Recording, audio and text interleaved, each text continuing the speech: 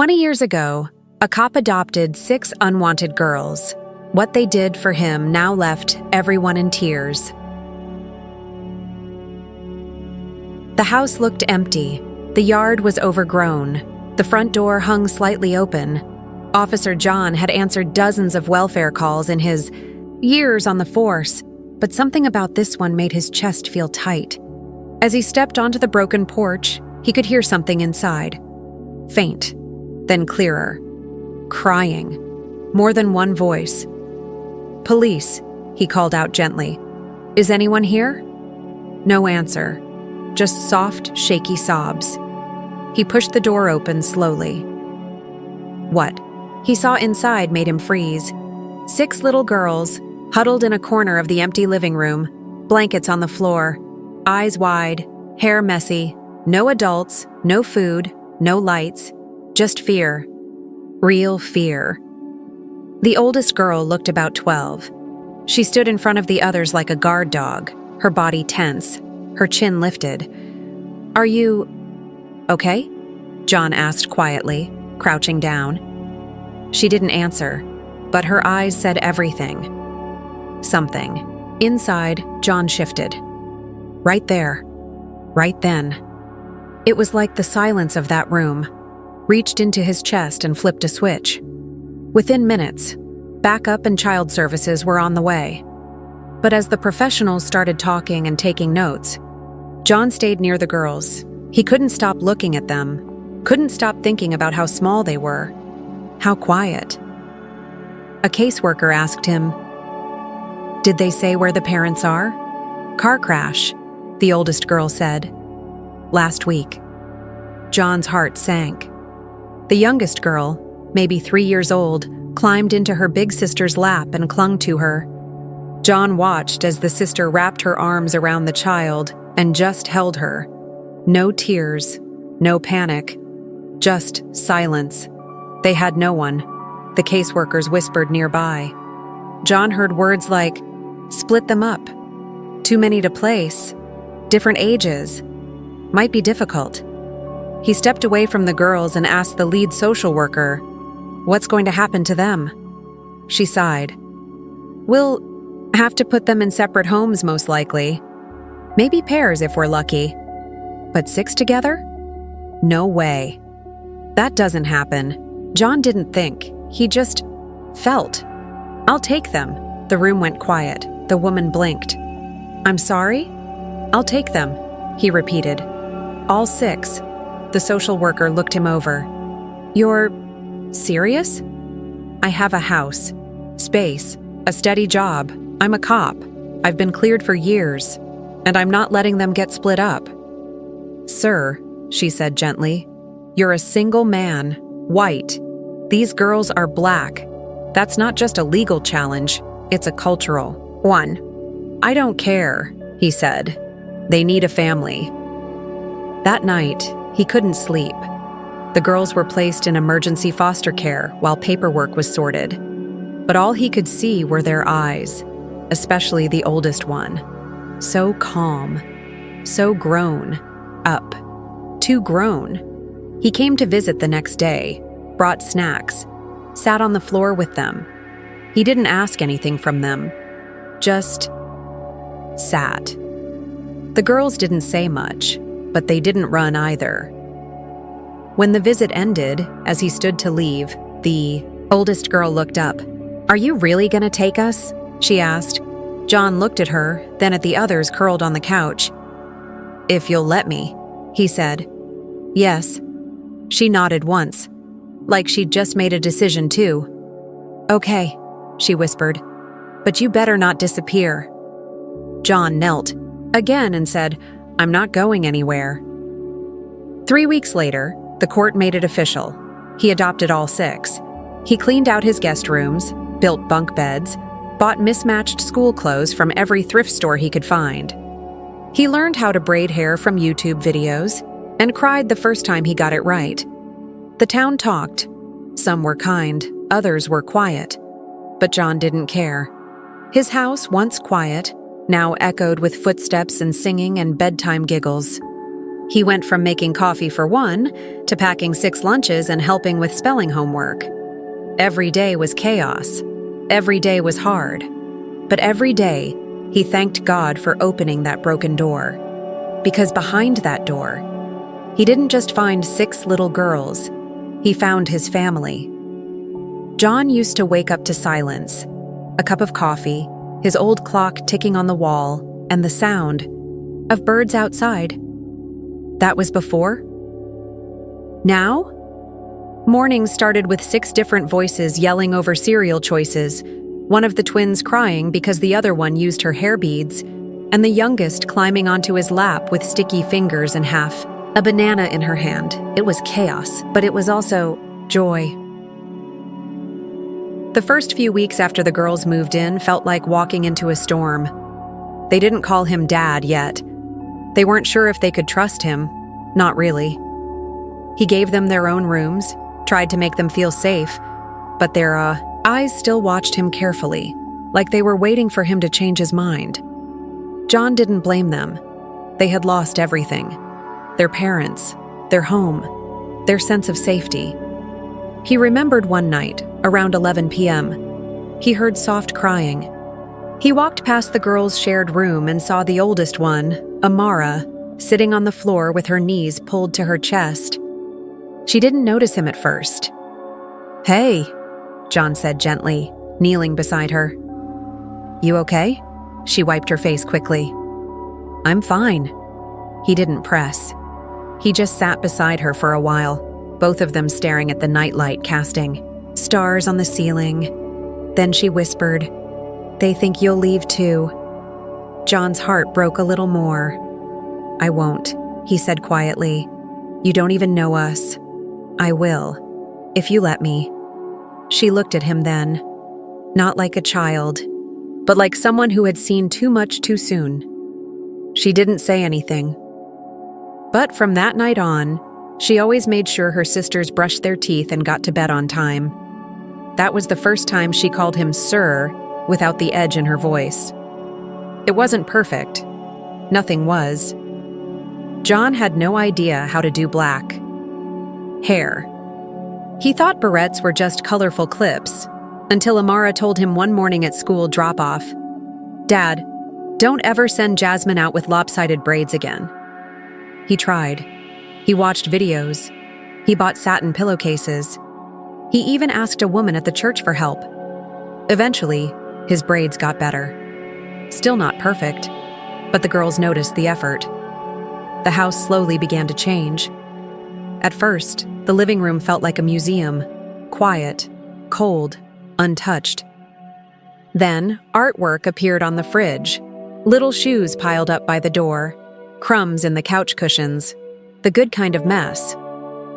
One morning, John walked downstairs and found all 6 girls dancing in their pajamas to loud music from the kitchen radio. They didn't notice him. They were just being kids, laughing, twirling, letting go. He leaned against the wall and watched. And for the first time in years, he felt something like peace. But not everyone was as warm. At the grocery store, people stared. An older man once asked, "All these kids yours?" John smiled and said, "Yes, sir." The man just shook his head and walked away. Another time, a woman whispered, "What kind of cop adopts black girls?" John didn't respond. He just squeezed Amara's shoulder gently and told the girls to grab some ice cream. He knew he couldn't control the world, but he could control their home. And in that home, love came first. Some nights were harder than others. Zoe had night terrors. Layla would freeze if a door slammed too loud. And Jasmine? She had trouble sleeping unless someone sang to her. So, John learned to hum lullabies in the dark. One night, as he sat in the hallway with his back against the wall outside the girls' room, just listening, he heard Jasmine's tiny voice. "Daddy?" His heart skipped. She'd never called him that before. "Yeah, baby," he whispered back. "Can we stay here forever?" He closed his eyes. The tears came fast. "Yes," he said. "Forever." Over time, things got better. The girls began to open up more. Simone started drawing again. Tiana joined the school basketball team. Layla helped cook spaghetti one night and added way too much garlic. The whole house stunk for days, but they laughed. A lot. John went from lonely nights with cold leftovers to family dinners with spilled juice and knock-knock jokes. He wasn't just a cop anymore. He was a dad. Maybe not by blood, but by every action, every hug, every scraped knee kissed better, every homework assignment checked, every bedtime prayer whispered together. He was theirs, and they were his. It started with little things. A quiet look, a pause at the dinner table, a question that never made it past the lips. John could feel it. The girls were settling in, yes. They were laughing more, calling him Dad more often, even hugging him, without hesitation. But deep down, something was still stirring, something they weren't saying. Then one evening, the questions finally came. It was a cold Friday night. The fireplace crackled. Everyone was gathered in the living room in their pajamas. They had just finished watching an old comedy movie, the kind with cheesy jokes and predictable endings, but the girls loved it. Jasmine had fallen asleep with her head in John's lap, her tiny hands curled into fists like she was still ready to fight the world. Amara muted the TV, her face serious. "Dad," she said, her voice low, "can we ask you something?" John blinked. "Of course, sweetheart." Simone sat up straighter. Tiana shifted uncomfortably. Amara took a deep breath. "Why did you pick us? All of us? You didn't even know us." John felt his throat tighten. He looked down at Jasmine, then at each of the girls, all watching him closely. "I didn't pick you," he said after a moment. "I found you, or maybe you found me. But you didn't have to take us in," Zoe said softly. "Other people didn't want us." Layla added, "They said we were too many, too different." "And too black," Tiana said bluntly, crossing her arms. The room went silent, not angry, just heavy. John nodded slowly. "You're right, that's what they said. But I saw 6 scared little girls sitting on a cold floor. And I knew that I couldn't leave you there. Not because you were unwanted, but because you deserved more than what this world was offering." He leaned forward, resting his elbows on his knees. "Some people think love comes easy when everything looks the same. Same face, same background, same story. But love doesn't work like that. Not real love." Amara's eyes glistened. "But what if we don't really belong here?" "Then I'll build a place where you do," John said firmly. "Right here, in this house, in this family. Because love makes us belong." Simone wiped her nose with her sleeve. "At school, kids say we're not a real family. They say you probably just felt sorry for us." John's jaw clenched.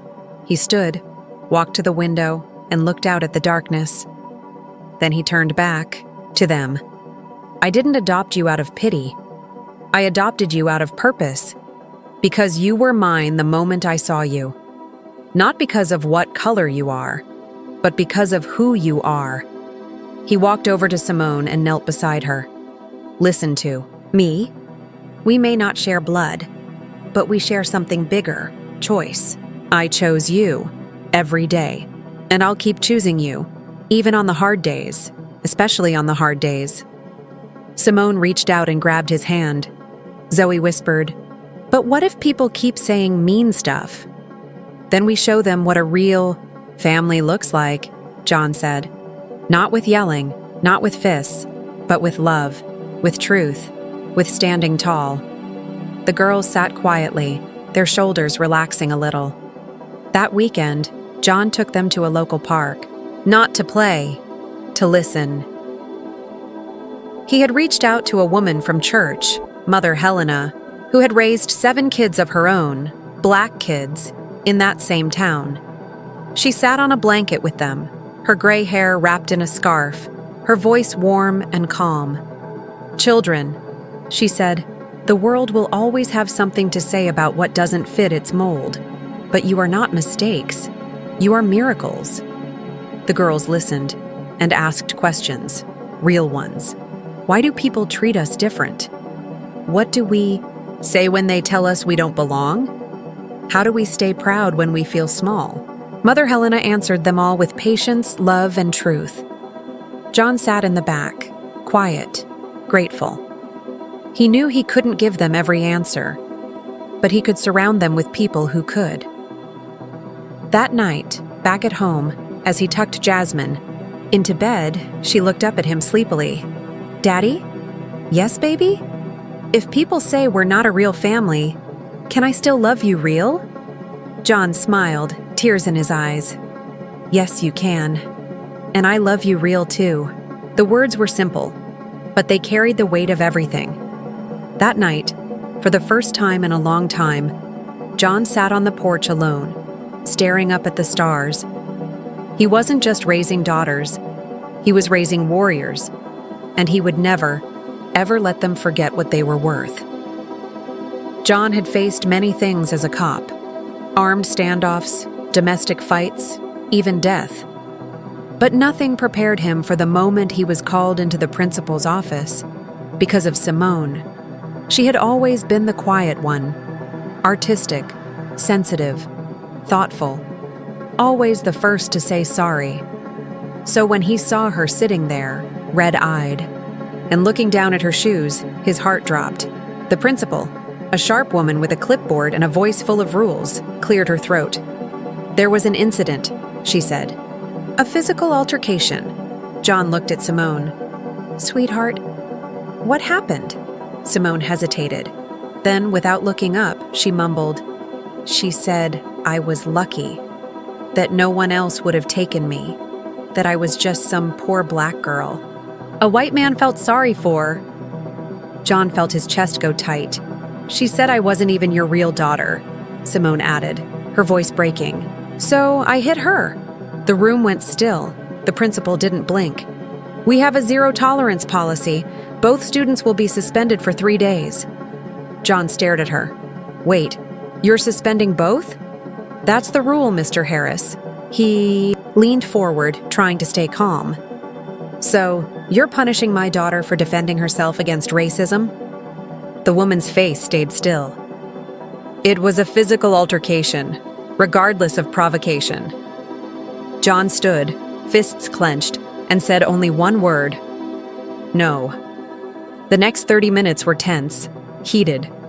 But in the end, Simone's suspension was reduced to detention. Barely a win, but enough to get her out the door. The car ride home was silent. Halfway there, John turned the wheel sharply and pulled into a park. Simone looked confused. "Come on," he said gently. "Let's talk." They sat on a bench. The sky was cloudy, the wind soft. "I'm sorry I hit her," Simone said quietly. "I know it was wrong." John shook his head. "No, baby. You shouldn't have had to face that at all." She looked at him. "But she's right. You didn't have to adopt us. Most people wouldn't have." John took a deep breath. "That doesn't mean it was charity. That girl used your story to try to make you feel small. But you are not small." Simone's lip trembled. "She said I don't belong," she whispered. "That I don't fit." John leaned in close. "Simone, I need you to hear me. You belong. In this family, in this town, in this world. And the people who try to tell you otherwise, they're wrong. But sometimes, they're loud and cruel. That's why you need to be louder, with your truth, not your fists, your voice." Simone wiped her face with her sleeve. "I don't want to feel angry all the time." "You won't," John said. "You'll feel strong." The next day, John visited Mother Helena again. He told her everything. She poured him tea, patted his hand, and said, "Son, you can't fight a fire you don't understand. You have to learn what your daughters live with every day, not to pity them, but to protect them better. She helped him make a list: books to read, films to watch, people to talk to. Not textbooks, real stories, real pain, real strength. That weekend, John cleared a shelf in the living room, labeled it Our Voices. He filled it with stories by Black authors, children's books with characters who looked like his girls, poetry they could grow into. He didn't make a big speech. He just let the girls find it. One by one, they did. Zoe curled up with a book about a girl who loved reading, just like her. Tiana saw a picture book of Black athletes and grinned. Simone found a graphic novel with a girl who looked exactly like her and said quietly, "I've never seen that before." John just smiled. Then he did more. He took them to their mother's old church. A Black-led church filled with music, soul, and stories passed down for generations. At first, he felt out of place, the only white face in the room. But when the girls started singing along, smiling, swaying, something inside him clicked. This was part of them. And if it was part of them, it had to become part of him. After service, an older woman in a wide hat came up to him. "You're the one raising those 6 girls," she said. "You're doing it right." John looked surprised. "How do you know?" "I see how they walk, heads high. That comes from love." John swallowed hard. "Thank you."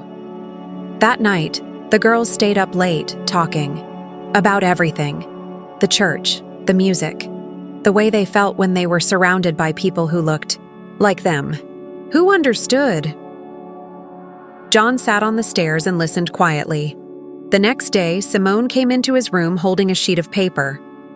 "Dad," she said, "I wrote something." He took the paper. It was a short poem, only a few lines. "I thought I was a shadow. Then you gave me light. Now I see me. Now I fight right." John didn't speak. He just stood and wrapped his arms around her.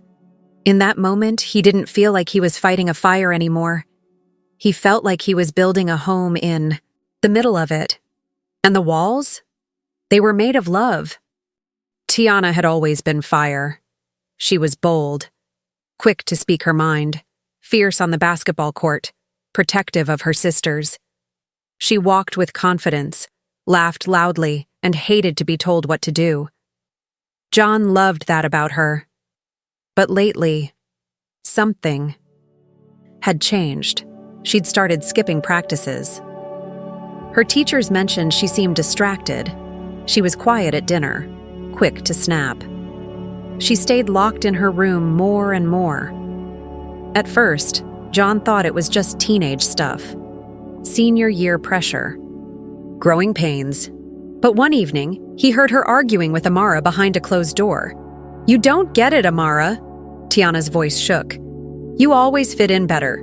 You're softer. They like that. I'm always the loud one, the angry one. I can't breathe. Here!" John stood outside the door, frozen. Amara tried to respond, but Tiana cut her off again. "He'll never understand what it's like, being the only Black girl on the court, the stares, the whispers. Every time I speak up, I'm too much, and every time I'm quiet, I disappear." Silence. Then footsteps. John stepped back just in time as Tiana stormed past him and down the stairs. The front door slammed. She was gone. He waited, thinking maybe she needed space. 10 minutes, 30, an hour. Then panic set in. He called her phone. No answer. He called Amara. Simone. Nothing. By midnight, he was pacing the living room. Finally, the phone rang. It was Mike, his old police partner. "John, we found her. She's okay. She's at the station." John's heart stopped. What happened? She left her car at the bus station, was trying to buy a one-way ticket to Chicago, said she wanted to disappear for a while, needed a break from everything. John's hands trembled as he grabbed his coat. The drive to the station was a blur. Inside, Tiana sat on a bench, eyes puffy, arms crossed. She looked up as John approached but didn't say a word. He sat down next to her. For a long moment, they just stared ahead. Finally, John spoke. "You scared me, Tiana." She didn't answer. "I didn't know if you were safe. If you were hurt. If I'd failed you." She turned to him, her voice low and tired. "You didn't fail me. Then why run?" Tiana looked down at her hands. "Because I don't know who I am anymore. I don't belong here. I'm too black for this town. Too angry for church, too loud for school, and too different to fit in this house." John's heart cracked open. "Tiana, don't say that. It's true. I walk down the street and get followed in stores. Teachers talk to me like I'm a problem. I try to be strong, but I'm tired. I'm tired of always fighting to just exist." She finally looked up, her eyes glassy. "And sometimes I wonder if you only adopted us because we were a project, a chance to be a hero." John flinched like he'd been slapped. Then slowly he turned toward her. "No," he said softly. "Never. I didn't save you. You saved me." Tiana looked confused. "I was drowning in my own grief," he continued. "Your mother, my wife, she passed before we could have kids. I felt like life was over.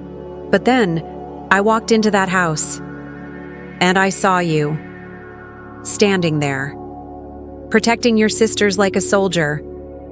I didn't feel like a hero. I felt like I was finally home."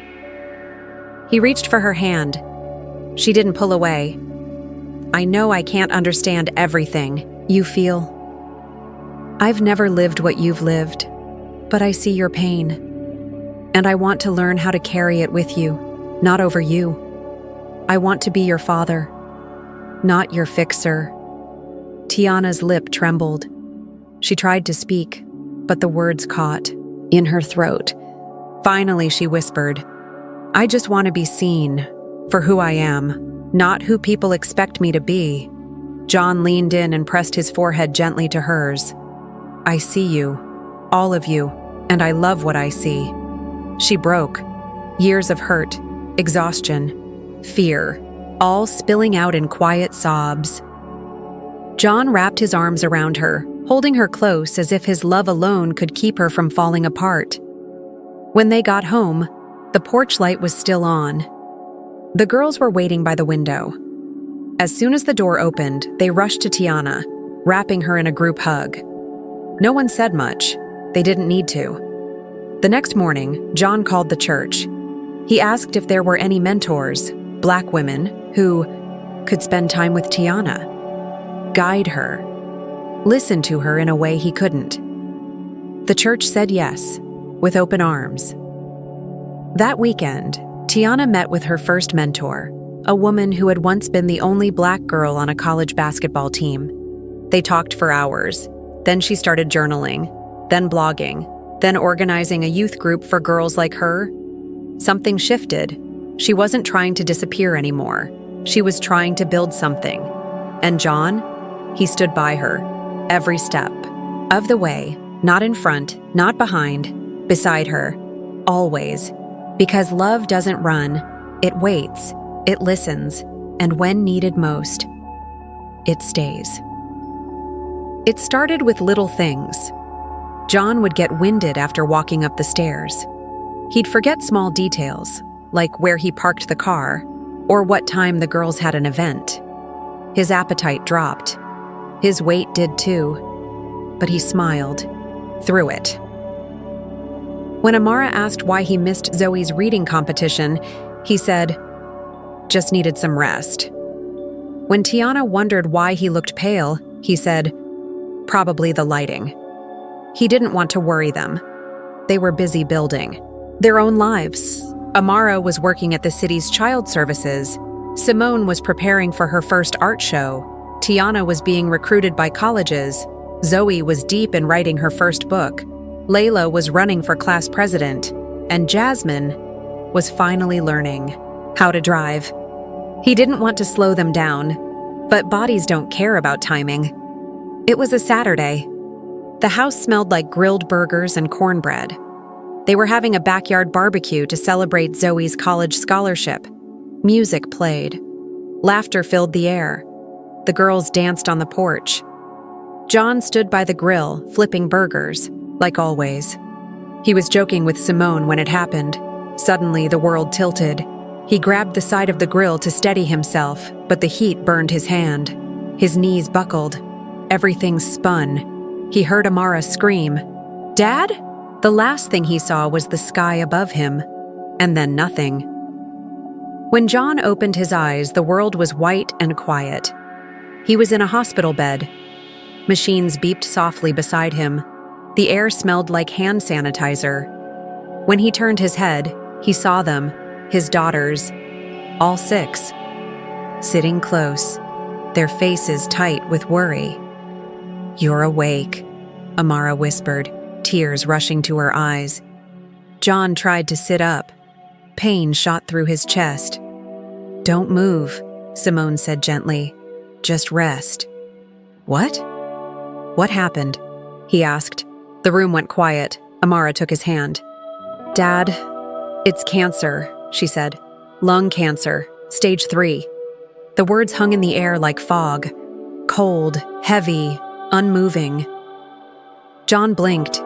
He hadn't expected that. He thought maybe pneumonia, exhaustion, something he could shake off.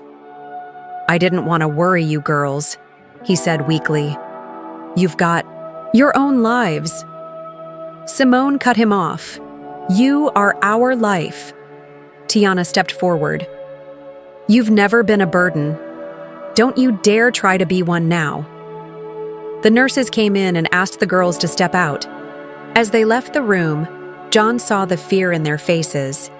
He wasn't ready to leave them, and they weren't ready to lose him. In the weeks that followed, the girls rearranged their entire lives. Amara, the natural caretaker, moved back into the house. She coordinated every doctor's appointment, researched treatments, and sat beside John through every single chemo session. Simone filled his room with color. She painted murals on the hospital walls. She brought her sketchbook every time and drew small scenes of John with each daughter, smiling, laughing, dancing. Tiana took over the kitchen and the pills. She measured out every dose, made green smoothies he couldn't stand but drank anyway.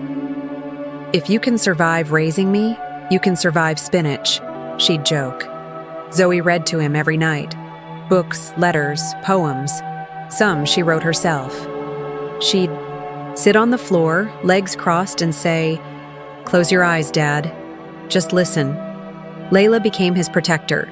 She handled insurance calls, spoke with social workers, asked the hard questions, and fought for second opinions when something didn't feel right. And Jasmine never left his side. She'd sneak into his hospital bed and hold his hand while he slept. She brought puzzles, card games, and endless hugs. One night, after a brutal round of chemo, John woke up in pain. Cold sweat soaked his shirt. His throat burned, and there was Jasmine, sitting by the window in her pajamas, singing softly. He whispered, "You're still up?"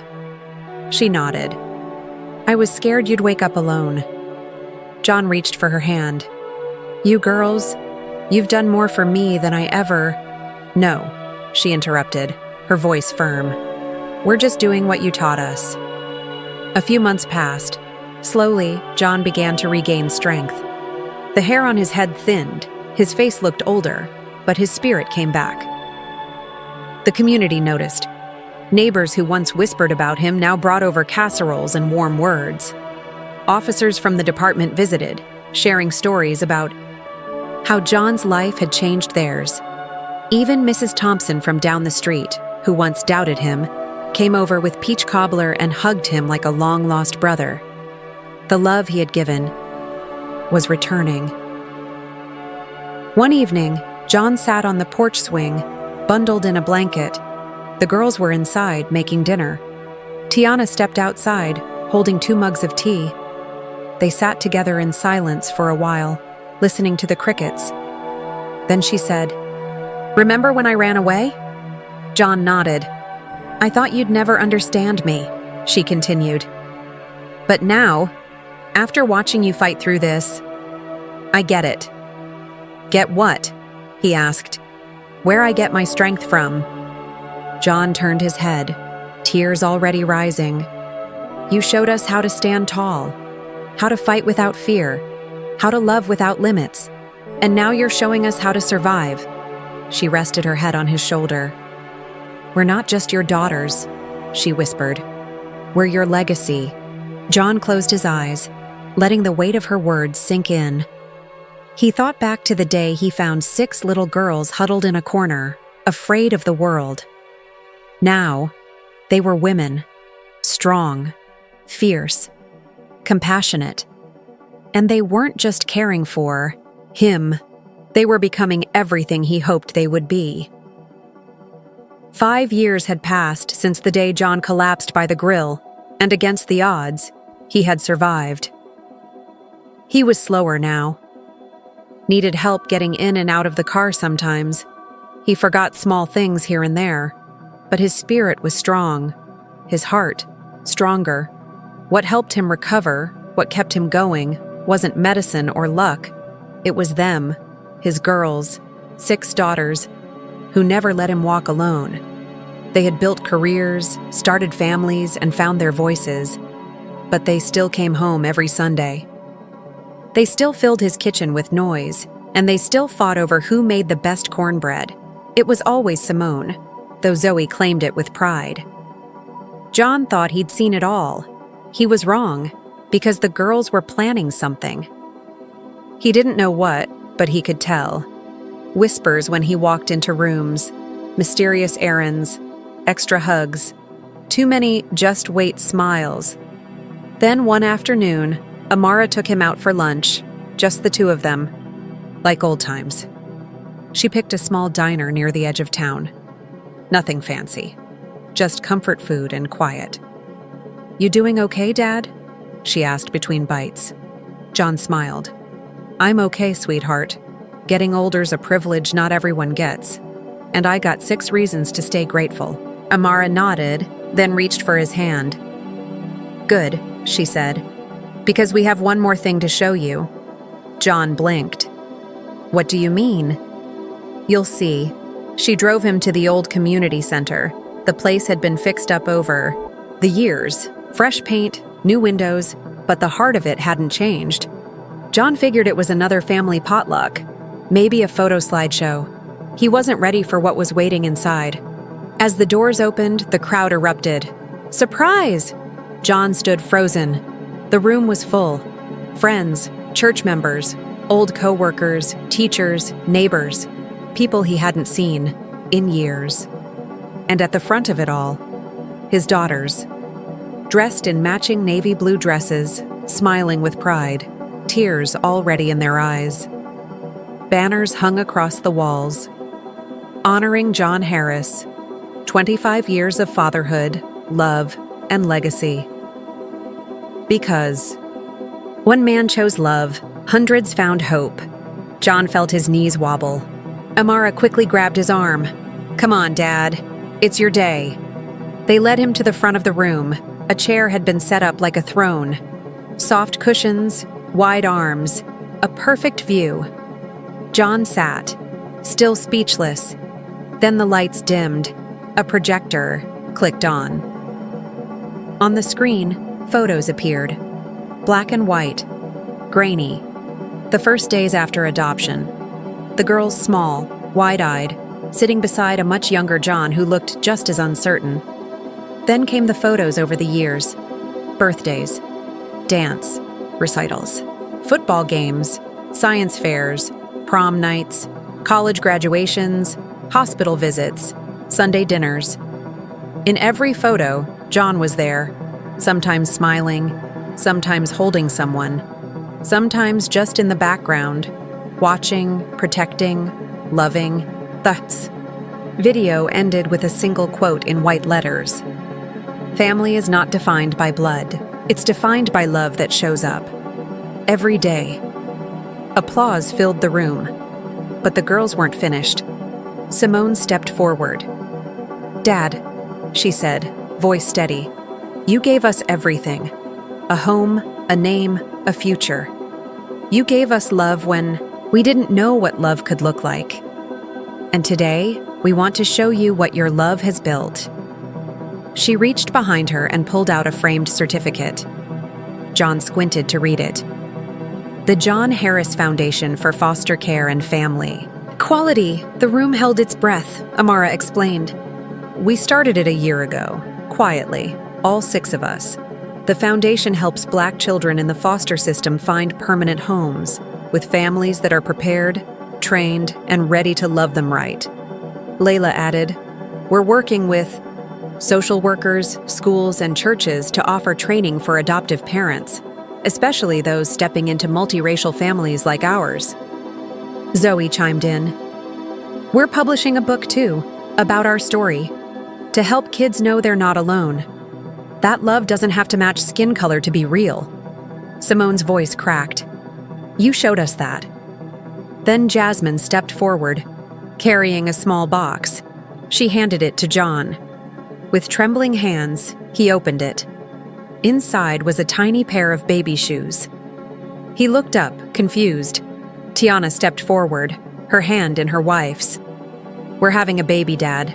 Gasps and cheers filled the room. John covered his mouth, his eyes wide.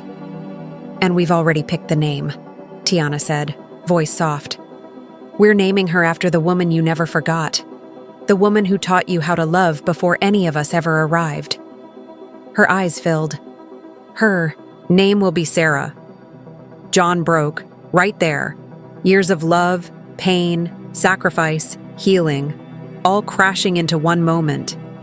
Tears ran freely down his face as he stood, shaking, and pulled them all into his arms. 6 daughters, each a different part of his soul, holding him up, surrounding him with the very love he once gave so freely. In the back of the room, someone called out, "You changed this town, John. You changed all of us." He couldn't speak. He didn't have to. The foundation, the book, the baby, his legacy was alive. That night, long after the party ended, John sat alone on the porch swing. The stars stretched across the sky. A soft breeze danced through the trees. He rocked slowly, a warm blanket over his knees, the baby shoes still in his hand. He remembered that day. The old house, the broken door, the scared little girls. He had no idea what he was doing then, but he knew now. It was the best decision he ever made. He heard the front door creak open. Amara stepped out. She sat beside him, her head on his shoulder. "You okay, Dad?" He smiled. "I'm better than okay." She squeezed his hand. "Thank you. For everything." John looked up at the stars, his voice low. "No, sweetheart. Thank you. You girls didn't just give me family. You gave me purpose. And peace." He paused. "And now, the world will know what love can build."